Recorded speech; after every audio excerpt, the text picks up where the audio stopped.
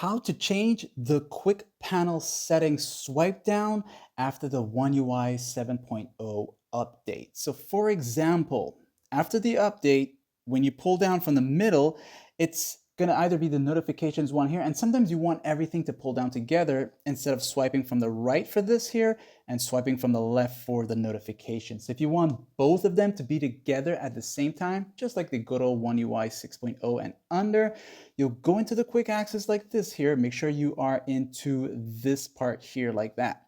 And you'll go to the pencil icon up here at the top.